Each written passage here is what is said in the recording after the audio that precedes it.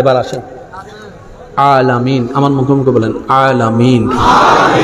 এই আলামিনের রব হচ্ছেন ভাই, একটু সবাই বলেন এই আলামিনের রব হচ্ছেন, এই আলামিনের মালিক হচ্ছেন, এই আলামিনের সৃষ্টিকর্তা হচ্ছেন ওই আল্লাহ। স্বইচ্ছায় এই আলামিনের জন্য যাকে রহমত বানিয়েছেন তিনি আপনার আমার নবী রাহমাতুল লিল।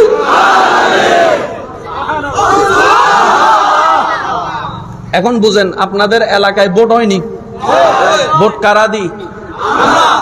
ভোট কারা দি? নির্বাচিত করি কারা? 3 মাস পরে যদি ভালো না লাগলে আন্দোলন করি কারা? নামাই কারা? আমরা। কারণ আমরাই বানাইছি, আমরাই নামামু। এবার বলেন এমপি বানাইছি কারা? ভাই জোরে বলেন এমপি বানাইছি কারা? মেম্বার বানাইছি কারা? সবাই জোরে বলেন চেয়ারম্যান বানাইছি কারা? মন্ত্রী বানাইছি কারা? কমিশনার বানাইছি কারা? মন্ত্রী বানাইছি কারা? স্বরাষ্ট্রমন্ত্রী বানাইছি কারা? প্রধানমন্ত্রী বানাইছি কারা? নবী বানাইছি কারা? না হয় না, হয় না, হয় না, আরো জোরে। রসুল বানাইছে কারা? রসুল বানাইছে কে? নবী বানাইছে কে? আদমকে নবী বানাইছে কে? মুসাকে রসুল বানাইছে কে? ইব্রাহিমকে নবী বানাইছে কে?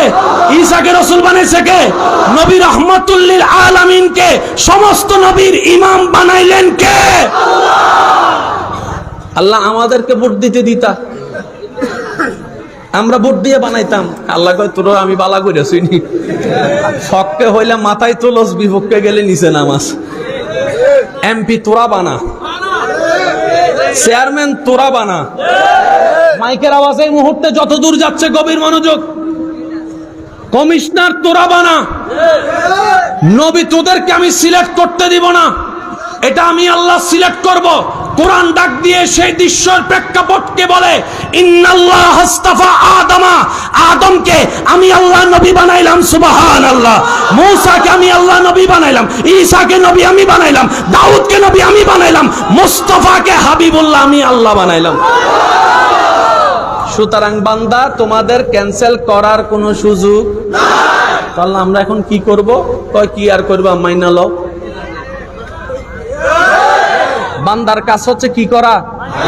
জোরে বলেন কি করা? কারণ এটা চেয়ারম্যান আর কমিশনার না।